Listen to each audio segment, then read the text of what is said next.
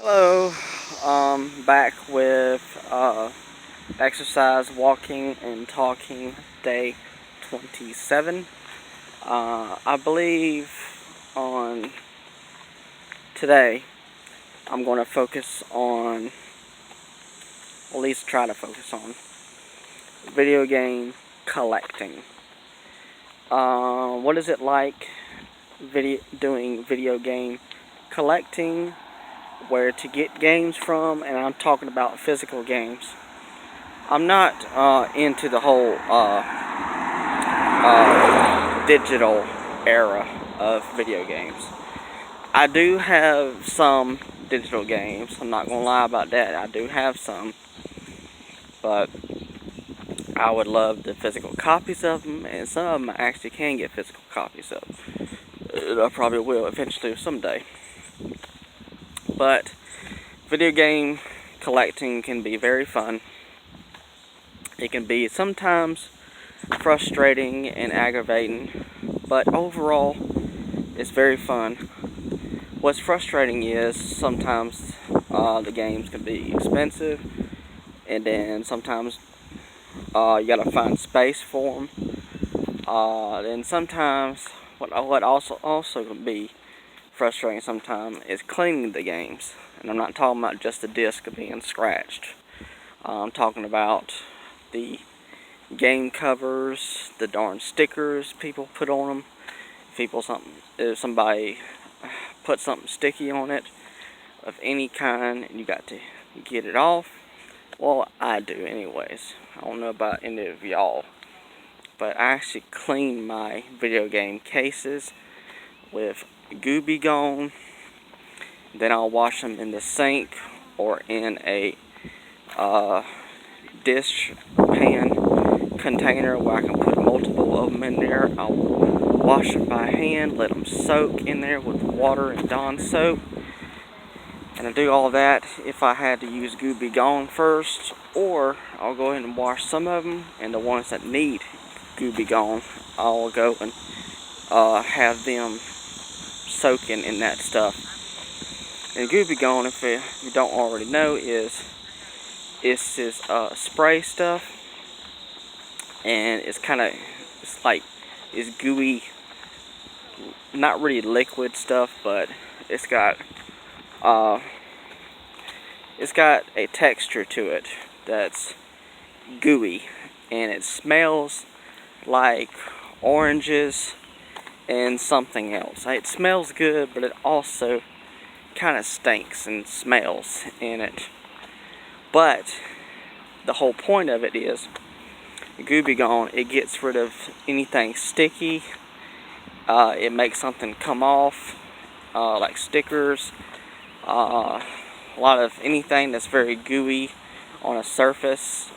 It actually gets it off really, really good. It might be whatever's in it, chemicals or acid or something. There's something in it that causes it to be able to do all that. But that Gooby Gone stuff, very good.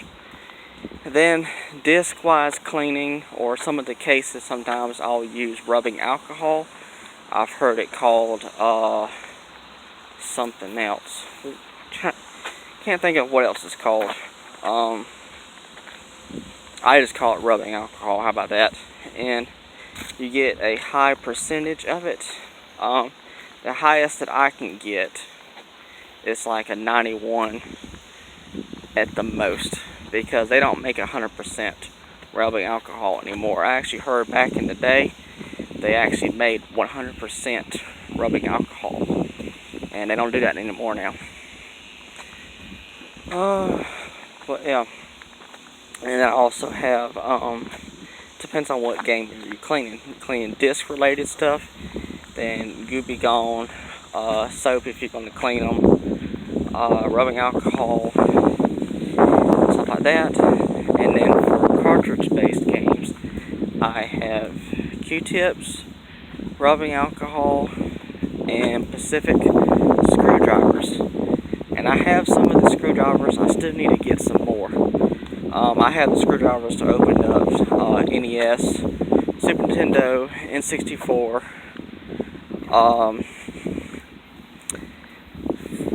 my mind's going blank right now. Game Boy Advance. I have screwdrivers to open all of them up. And then what I need now, and also some of the screwdrivers will also open up consoles like PS4, Super Nintendo, NES. It will open them up in order so I can take the consoles apart and clean them and stuff. But yeah, that can also be part about video game collecting, because sometimes when you buy a console out and about, out in the wild, it may be dusty, full of dust. It needs to be cleaned out. And also, if you're going to do all that, you also need a can of compressed air, or cans, if you can go ahead and get multiple. And that's just exactly what it is. It's cans filled with air that is compressed inside the cans, and you blow it out and it gets rid of all the dust and stuff, and it has no moisture to the cans, so you don't have to worry about moisture getting stuff wet and stuff, which you don't want that, but that's what those cans are. They don't have any moisture or anything like that, so they're fantastic stuff. Yeah, let's see. I was going to talk about something else before I change that subject into consoles. But, yeah, with the cartridge-based stuff, I also use an eraser. I use the red ones, the ones that you used to have back in school. You can still find them, but they're not red anymore. They're more like a pink color. It's those square-looking, long erasers. You can find them in dollar stores, Walmart, if Walmart would carry them. I know the dollar stores do. I think I found them at Walmart one time. But what I do with the eraser is, once I open up the cartridge-based games, the pins on the actual games itself, the board that's actual the game on the inside of the cases, there's pins, and the pins which connect to the consoles in order to actually play it. Well, those pins, most of the time when you find them out in the wild, at yard sales, flea markets, anywhere that you can find them at, most of the time they're dirty and they need to be cleaned. Your contacts need to be cleaned. And you take rubbing alcohol and Q-tips, and you dip the Q-tip inside the rubbing alcohol just a little bit, get a little bit of the excess of it off onto the bottle, or whatever you want to do about that, and rub the Q-tip over the pins, and then take the eraser and scrub the pins. Just rub them and get them cleaned and stuff. And then you take a paper towel and dry the pins off, and also get off the excess of the loose eraser that comes off. Make sure you get all that off. If you feel like if you need to go back over it again, then use the eraser again and get it cleaned up. And of course, you got to flip the pins over on the other side and do that side as well. Now, what I do also is the cases that the inside of the cartridge-based games go inside of, I clean them as well. I take a Q-tip, rubbing alcohol, and I rub all over the inside of it, part of the outside, but I avoid the label part. I just clean everything. But yeah, that's what I do. You know, I'm not sure what everybody else does. I've seen some people. Actually, that's where I've actually learned how to clean cartridges at. I learned that from a YouTuber by the name of US Review Tech, or Review Tech USA. Awesome YouTuber. You need to go check him out. He's so funny, very bald-headed, very, very smart. Awesome guy. Yeah, go check him out. He's really cool. Yeah, that's where I learned how to clean cartridges at in the proper way, because he actually did all of that and how you properly clean them. And very smart guy. But now, when it comes to scratch disc, which I don't have one yet, which I do plan to get one in the future, hopefully the near future, my hair. I hate when my hair gets in a mess. But yeah, it's a JFJ Easy Pro. It's a cleaning disc machine. It cleans the surface. You use some products that comes with it, or buy the products. You squirt it on the disc, rub it around, and stick it inside of the disc thing, and then the disc spins inside of it. And there's some kind of sandpaper thing that's built inside the machine, and it rubs it and it cleans the disc as it spins. And you run it for a certain amount of time. It's on the machine itself, and you do that several times. And I think there's some kind of other stuff that you can use on the disc as well, and put it back inside if you feel like you need to. And there's different types of sponges that you can put the disc on inside the machine, and it's all that to clean the disc and stuff. But sometimes you don't want to clean. Actually, you don't want to clean the disc too much doing that, because the disc have data on it, and if you scrape off too much of the disc itself, you might risk getting down into the data, and if that happens, the disc is gone, it's lost, and the data is the game, and then it's ruined. There's some videos that you can watch on how to use the JFJ Easy Pro on video game disc and stuff like that. You can also use them on movies. I would not recommend Blu-rays, because Blu-rays, they're pretty much good. You know, what I can tell of my knowledge of Blu-rays, they're pretty good. But I did hear one time that sometimes when they're putting the information on the Blu-rays, sometimes the information doesn't get on it very well.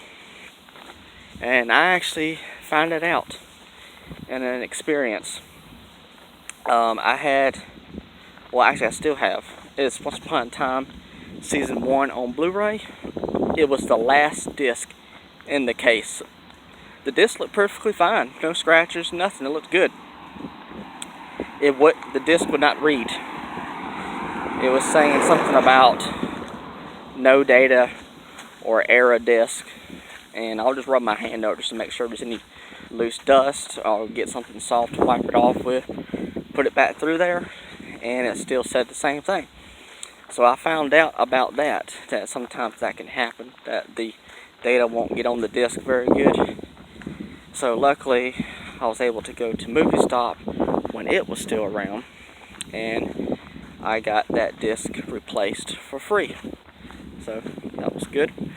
But that's not really a video game, but I guess it could be. Like I said, I'm going to try to stay on that subject. Well, it didn't happen. But video game collecting is very, very fun. I enjoy it thoroughly. I thoroughly enjoyed it a whole lot.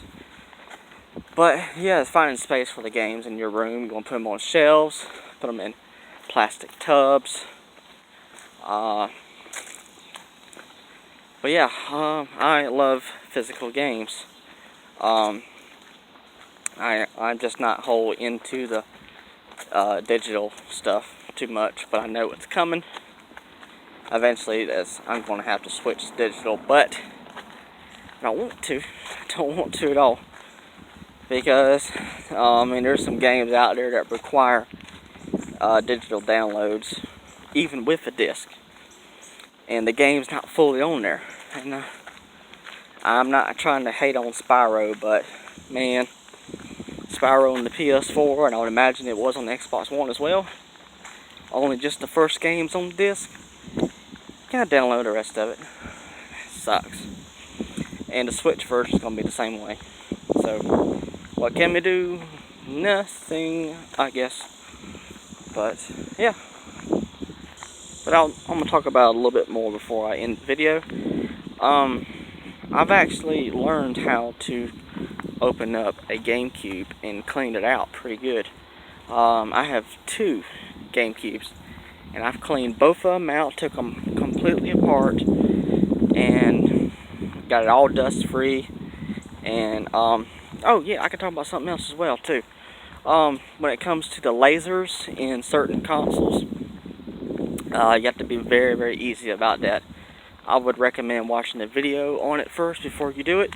Is how to clean the lasers in the consoles that are disc-based. You can use a Q-tip and a little bit of rubbing alcohol. Make sure you don't have much on it at all, and you very easily rub the laser part, and then flip the Q-tip over on the dry part of the Q-tip and dry it off, and be easy with it. Don't put too much pressure on it. I mean, I've been doing pretty good so far, but I don't want to, I've been doing pretty good with that right now. But you gotta be easy about it, but definitely I require watching a video before you attempt it yourself. Or if you don't want to attempt it and you have a friend that knows how to do it, then call him up or something, or he can come over, or then he can do it. But yeah, I've learned how to do a GameCube pretty good. I took it completely apart, everything, put it back together, got it working again. So yeah, that was cool.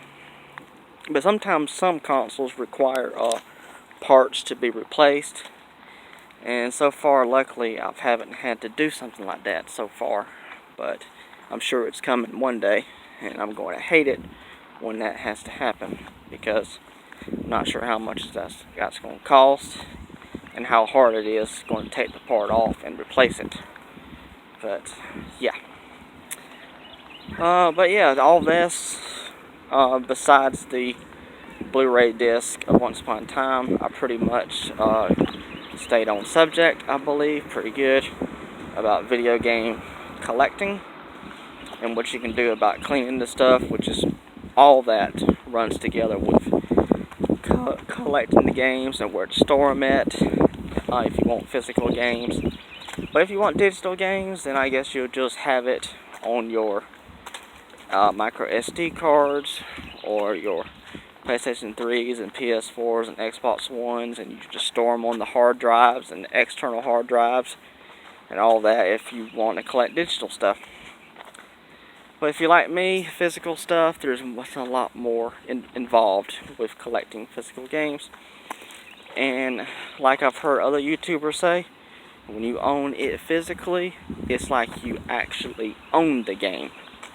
And like back in the day, you can actually trade your games in. Well, you still can now, but or you can let a friend borrow it, and hopefully he'll take care of it, and he can give it back to you, or they can steal it from you, but which would be horrible. But a physical game is like you actually own it. You could physically hold it, physically touch it, and it feels good to own something physical. Same thing with guidebooks, video game guidebooks. I guess that could be also video game related to collecting. I also have a decent collection of guidebooks. I wish I had more, but I got some of them as well. But yeah, I guess I'll soon think about ending this video. It's almost up to 19 minutes. It's probably going to take me a while to upload this video, so I'll soon go ahead and end it. I'm Auckland. If you enjoy my content, please hit the subscribe button, like button, also share with your friends if you don't mind. Also, please comment. Ask me a question or comment in general. Do my best to answer them. And also, if you don't mind, hit the notification bell down below, and you'll be notified when I go live or upload another video. Alright, thank you so much. Alright, bye.